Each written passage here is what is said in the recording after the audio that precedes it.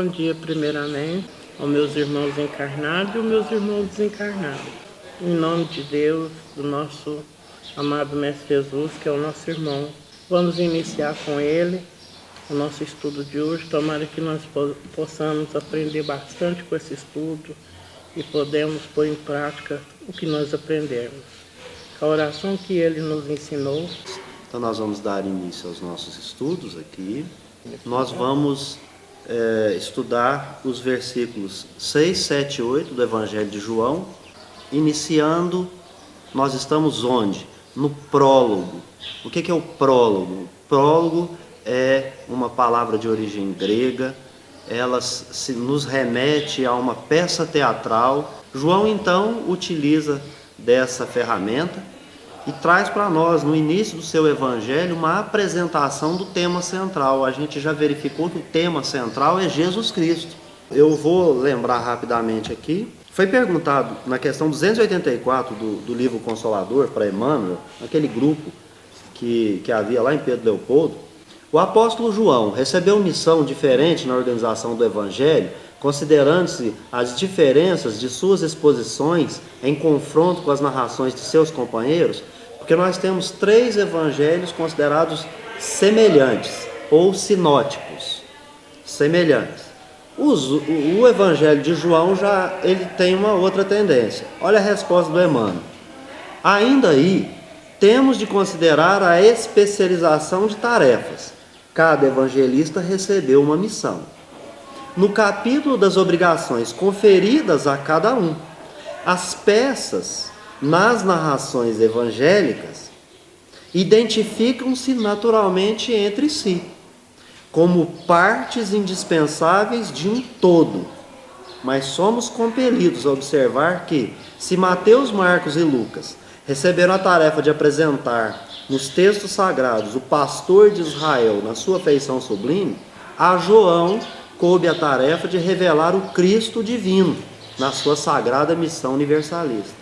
Nós vamos encontrar essa missão também no Paulo, nas cartas de Paulo, até em Atos, né?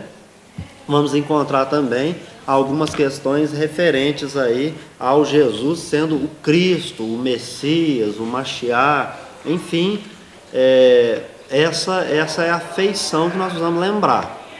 Porque às vezes as nossas discussões vai considerar um ser humano, um indivíduo tal qual nós. E essa não é a feição que mostra no Evangelho de João. Não mostra um ser humano tal qual nós. Mostra ali um espírito de uma hierarquia elevada. Abrindo esse Evangelho, João vai mostrar para nós que no começo havia o Verbo. Aí nós resumimos isso. O Verbo é a força criadora que estava junto de Deus, em comunhão. O Verbo era Deus, porque desta comunhão havia um compartilhamento. Conforme Emmanuel, na mesma obra que a gente acabou de ler, lá na questão 2, ele fala para nós assim: nós temos 5 ciências que nós poderíamos chamar aí de básicas: química, física, biologia, psicologia e sociologia.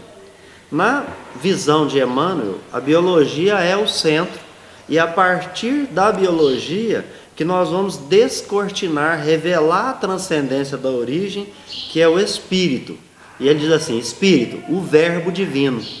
Olha que interessante, porque a gente pode transcender, raciocinar, que o verbo divino pode estar com cada um de nós dentro da nossa hierarquia. Então, se eu sou um espírito inferior, eu vou trazer o verbo divino de acordo com a minha inferioridade. A cada passo, degrau que eu vou subindo, eu vou mais próximo a Deus, eu vou então podendo traduzir melhor o que Deus quer de mim do ponto de vista que eu me encontro. Não é assim? A encarnação não é você toma um corpo para atuar num determinado mundo com seus próprios elementos e a partir daquele ponto de vista sofrer as vicissitudes, mas também aprender a ser co-criador naquele plano. Está lá na questão 132 de O Livro dos Espíritos, né? Então ele diz que a biologia, o que estuda a biologia? A biologia estuda a vida. Então o que é Deus, né? Deus é sabedoria e vida, a suprema inteligência, a causa primária das coisas, né? E aí o Emmanuel continua, ele diz assim: no futuro a biologia se voltará e evoluirá para Deus, estudo da vida.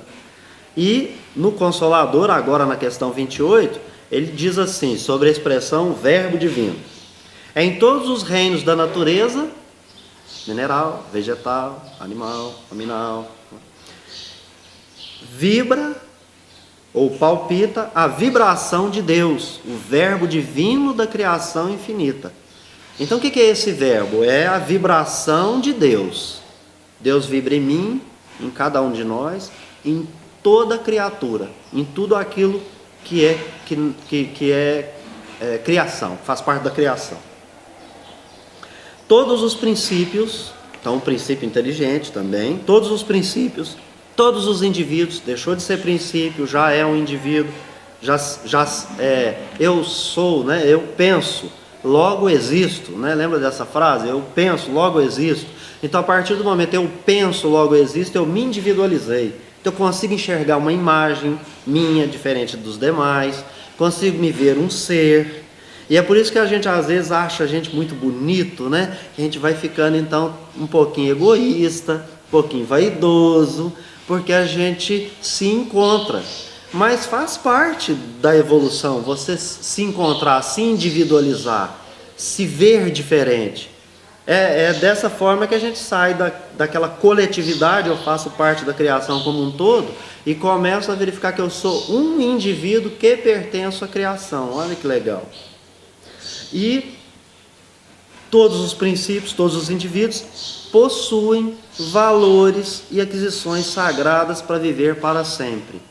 Então, eu vou falar algo que é a minha interpretação, para ninguém dizer assim, o Emmanuel está falando isso, o Beto disse que isso ou aquilo foi falado ali por um espírito superior. Não, eu na minha inferioridade estou pensando aqui que realmente interpretar que o princípio inteligente, ele evolui no reino mineral, no reino vegetal, no reino animal, e como um ser humano, e assim até chegar à angelitude, faz algum sentido quando nós pensamos que o verbo divino palpita em todos os reinos da criação.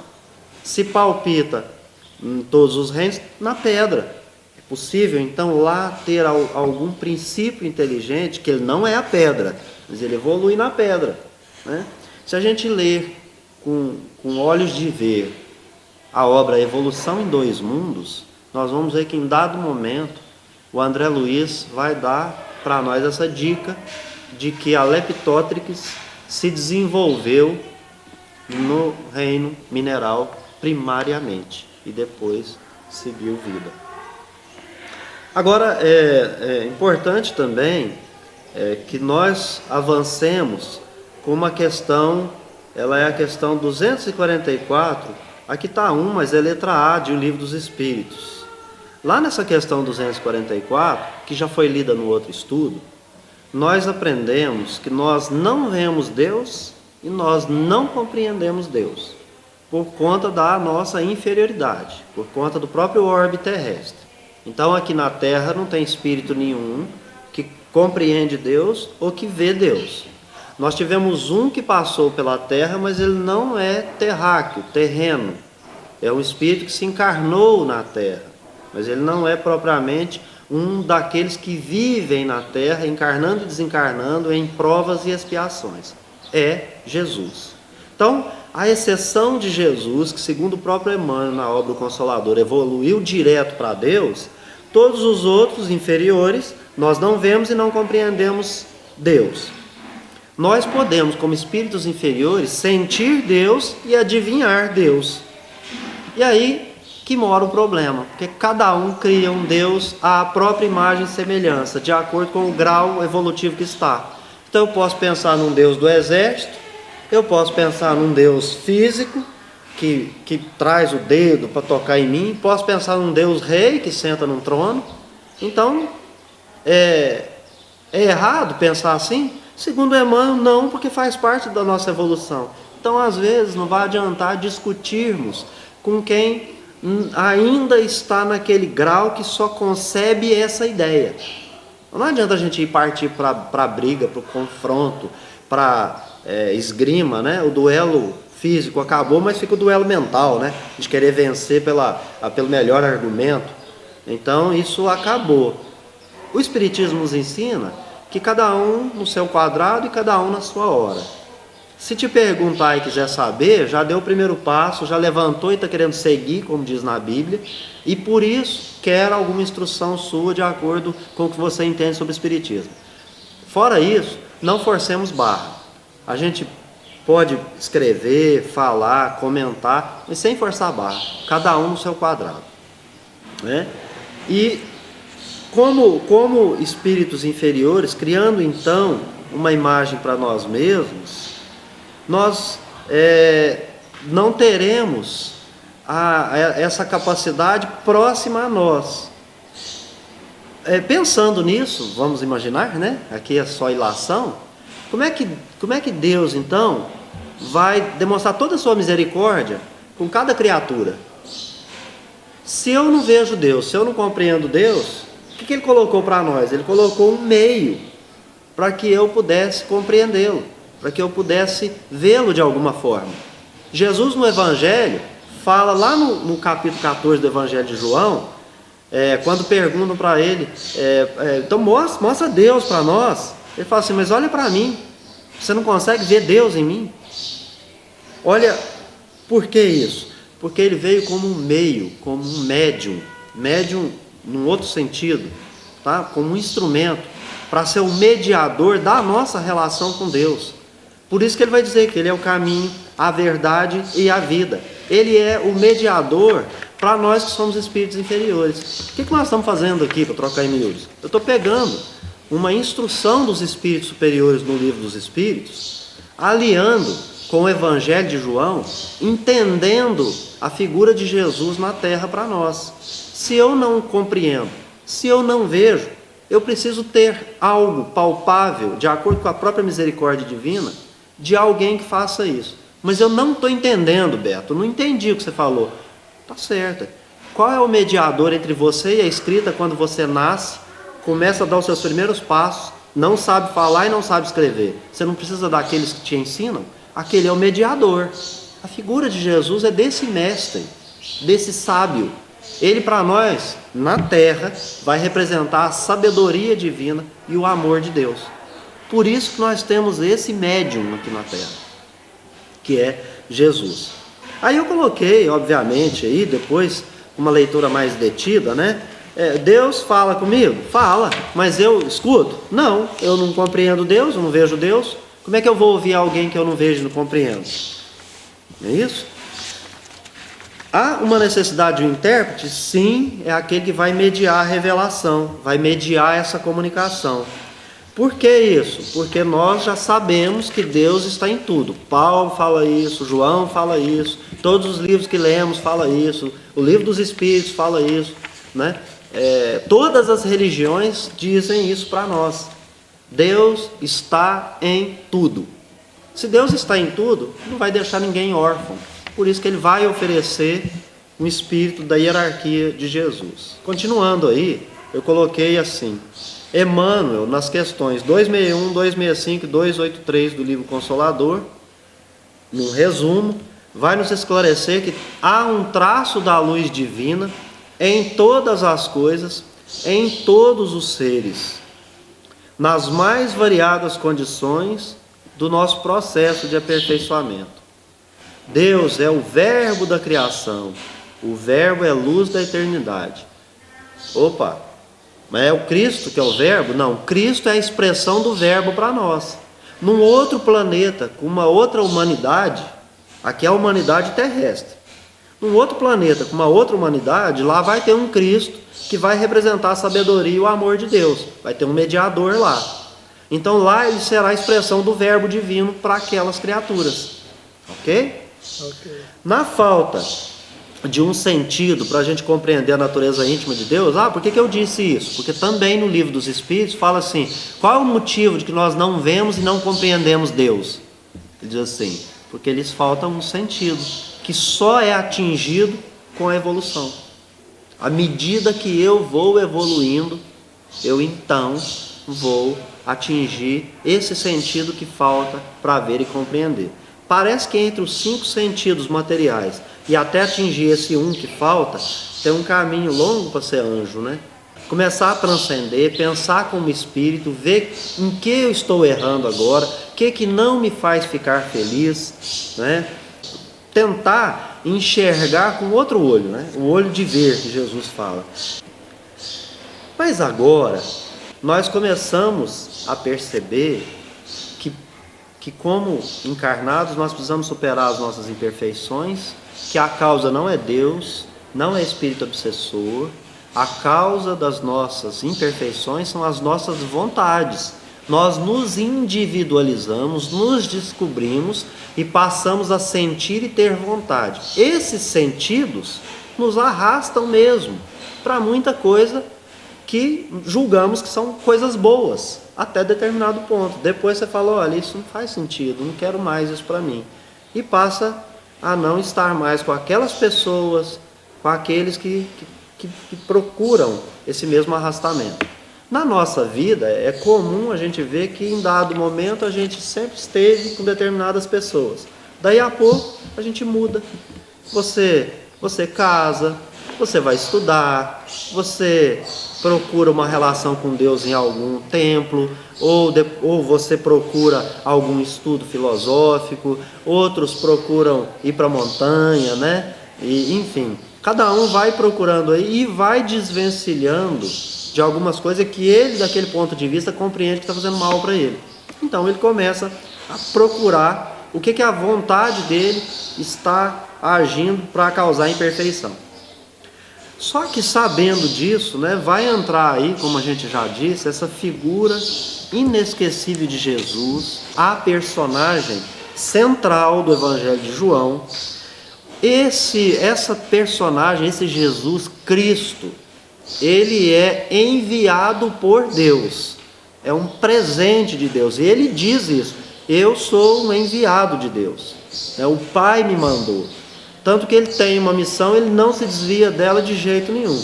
A gente começa a frequentar uma sopa e de repente no meio do caminho, por qualquer motivo, a gente para. A gente não consegue ficar nas tarefas pequenas. Então, à medida que eu consigo ser grande naquilo que é pequeno, eu não vou me apequenar perante as grandes coisas. Então eu preciso me fazer grande nas pequenas coisas para ir crescendo. E essas tarefinhas que vão surgindo é que nós precisamos estar ligados nela para poder ter a confiança de Deus para tarefas maiores, né? Ser pai, ser mãe é uma tarefa que não é para qualquer um, e a gente vê que alguns não conseguem lidar com essa tarefa, né?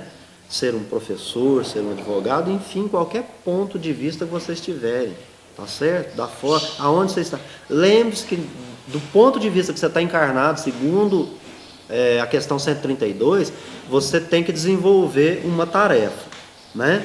Então, Jesus chega, é um espírito de hierarquia elevada, ele dirige a humanidade terrestre, e nós, gente, estamos longe de conhecer a hierarquia de um espírito desta envergadura. Tem gente que quer dizer que Jesus, lá sofrendo a dor da cruz, disse assim, Pai, né, me livra disso, ai, está doendo. Porque ele vai falar assim, Eli, Eli, lama sabachthani, né? Deus, meu Deus, por que me abandonaste? E tem gente achando até hoje que Deus abandonou Jesus. E ele está citando a Bíblia, ele está citando um salmo, ele está citando o Isaías, o rolo de Isaías. Ele é o Messias, Mashiach, servo sofredor. É só essa pinta que ele deu. Ele falou assim, olha gente, para quem sabe ler um pingo é letra. Eu não falei que quem tem ouvido para ouvir, ouve, e que tem olhos para ver, veja.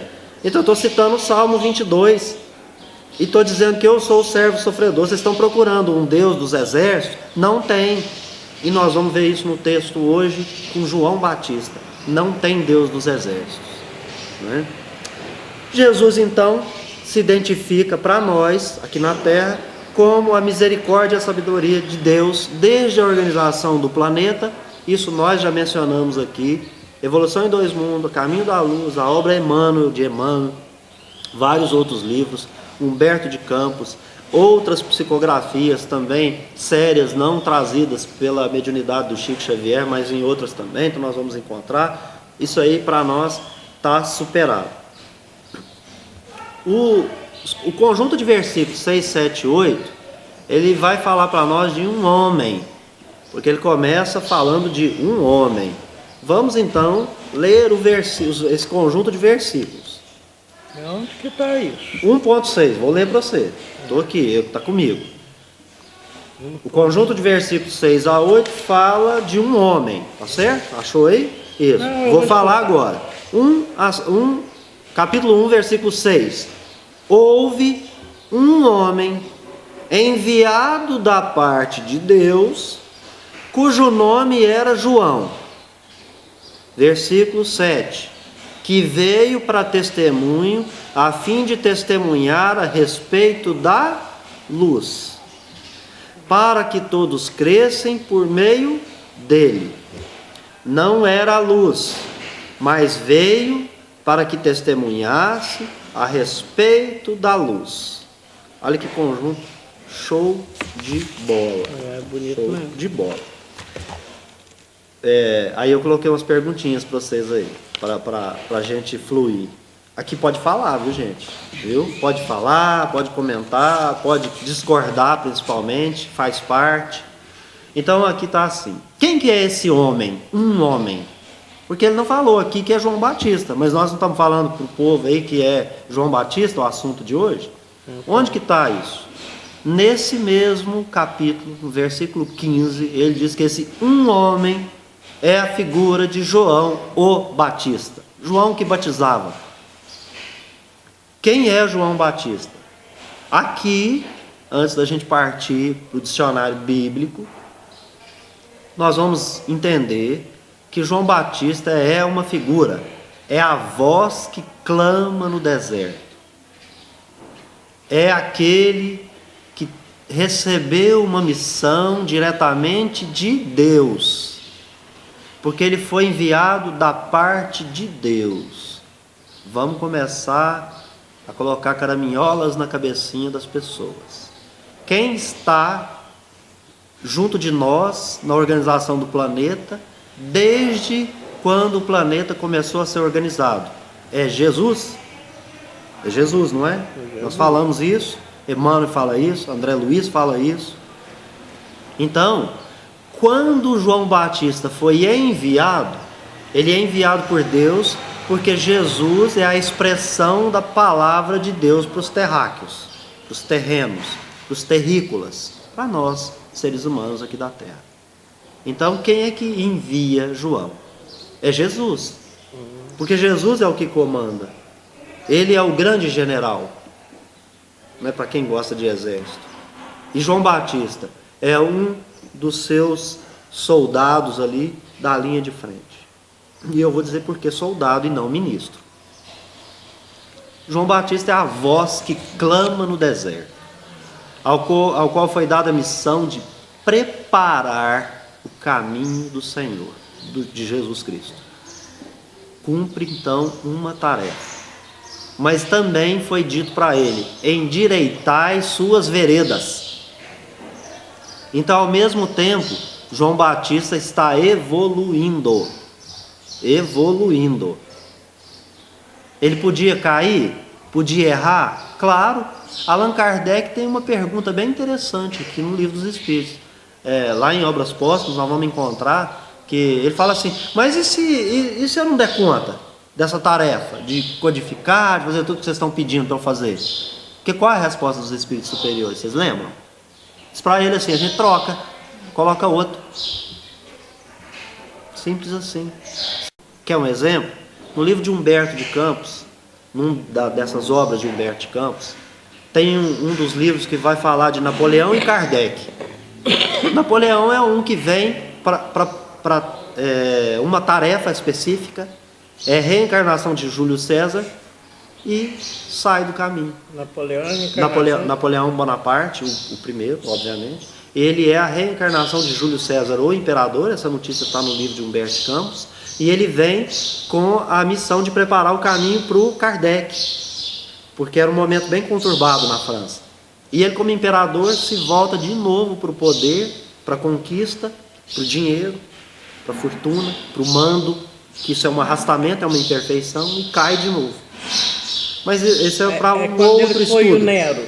Não, Não tem nada a Júlio ver. César. Júlio César. Nero já é um outro, né? Nero é um César, mas é Nero. Esse é Júlio César. Né? César era o Caesar, né? O César é um título. César não é nome, é um título, né? Como se eu dissesse imperador, rei. César é um título. Então Júlio César, ele é a reencarnação. Então ele vem para uma tarefa, não cumpre, cai. Pode cair? Pode. Qualquer um de nós, do ponto de vista que está, cai. Às vezes você veio só para ser mãe ou pai de uma criança. E você cai. Você age mal. Ou você deixa solto, ou você prende demais, você não tem o equilíbrio. Então, ele vem para endireitar as veredas, ao mesmo tempo que evolui. Qual que é a função de João Batista? Ser testemunha e preparar o caminho. Aí a gente vai parar aqui e vai retomar depois o que é testemunha, tá? E a gente segue daí. Eu vou pedir para o Carlos, que está com o dicionário bíblico, para ler para nós, e aí vai ser um texto um pouquinho mais comprido. Vamos prestar atenção, porque é importante. Nem todos nós temos um dicionário bíblico em casa, ou temos a oportunidade de nos defrontarmos com o dicionário bíblico. Então o Carlos vai ler para nós, segundo uma ótica de teólogos, pesquisadores. Isso não é a visão espírita, não. É uma informação acerca da figura de João Batista. Pode ir, Carlão. João Batista, precursor de Jesus, reformador moral e pregador da esperança messiânica. De acordo com Lucas 1,36, Isabel e Maria, mães de João e de Jesus, respectivamente, eram parentes de sangue ou aparentadas. Lucas acrescenta que tanto João quanto Jesus foram anunciados, separados e nomeados pelo anjo Gabriel, mesmo antes de nascerem. Tal como no caso de Jesus, pouco se sabe sobre a infância de João Batista, exceto que crescia e se fortalecia em espírito. Lucas 1,80. O silêncio desses primeiros anos, no entanto, foi quebrado com sua conclamação tempestuosa ao arrependimento, algo em torno dos anos 28 e 29 depois de Cristo. Pouco tempo antes de Jesus iniciar seu ministério, Mateus relata que o lugar onde João pregava era o deserto da Judéia. É provável que também pregasse na Pérea, a leste do Rio Jordão. A Pérea, como a Galiléia, pertencia à jurisdição de Herodes Antipas, amando de quem João Batista, além de quem João foi posteriormente preso. Os 4 evangelhos são unânimes em seu relato que João vivia no deserto, lá cresceu, Lucas 1,80, foi chamado por Deus, Lucas 3,2, e pregou, Marcos 1,4, até sua execução. O deserto, vasto terreno de rochedos, vento e calor, foi o lugar onde Deus habitou em seu povo após o êxodo. Desde então tem sido o lugar da esperança religiosa para Israel. João chamou as pessoas para fora do conforto de suas casas e cidades em direção ao deserto, onde podiam encontrar Deus. A convicção de que Deus estava para começar uma nova tarefa entre o povo despreparado surgiu com João como uma tempestade no deserto. Este foi chamado para vestir o manto peludo do profeta com a determinação e a urgência do próprio Elias. Não só vestia-se como Elias, com pelos de camelo e couro, mas entendia que seu ministério seria de restauração e preparação exatamente como de Elias. Lucas 1,17. Na crença popular da época, acreditava-se que Elias voltaria do céu para preparar o caminho do Messias. João lembrava Elias por causa do modo de se vestir e de seu comportamento. Sem dúvida, João era tão austero quanto o deserto. Apesar disto, sua retidão imponente, conduzia grandes multidões para ouvi-lo. O que seus ouvintes encontravam nessa voz a clamar no deserto, Marcos 1,3, era um chamado à renovação moral, ao batismo e à esperança messiânica. A ferroada de desafio moral pregado por João é dura de ser apreciada atualmente. Sua ordem para as vestes e a comida serem repartidas, Lucas 3,11, era uma ferida dolorosa em uma sociedade faminta de bens materiais. Quando advertiu cobradores de impostos a não cobrarem mais do que deviam, Lucas 3:12 e 13, expôs principalmente a ganância que havia conduzido pessoas a tais posições.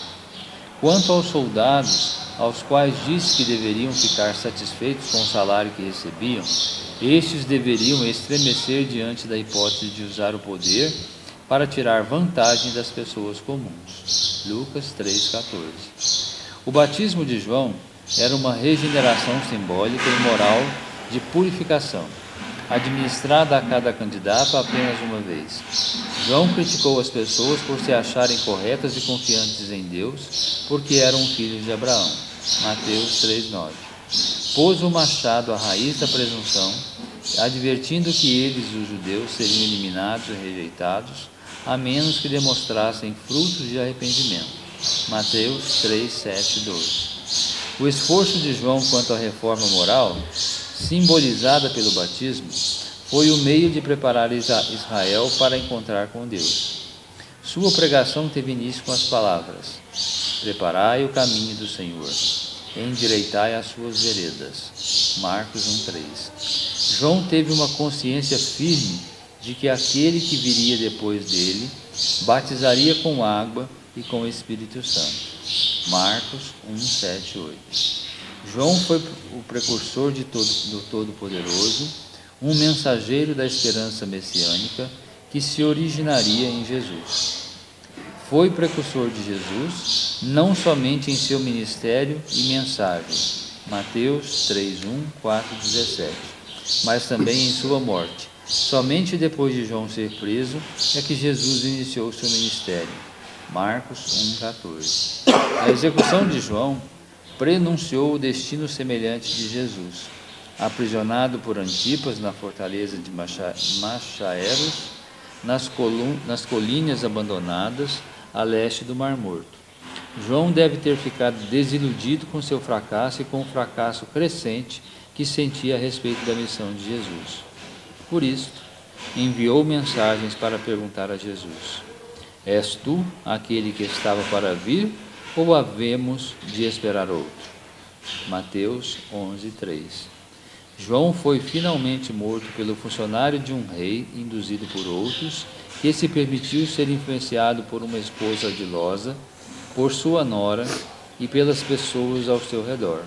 Marcos 6:14-29. Joséfo registra que Herodes prendeu e executou João Batista porque temia sua popularidade pudesse resultar em uma revolta. Os evangelhos revelam que o motivo foi o fato de João falar contra o casamento imoral de Herodes com Herodias, a esposa de seu irmão Filipe.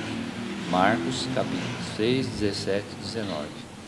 Os relatos são complementares porque a retidão moral de João deve ter inflamado em grande parte uma esperança política que começava a ser arruinada.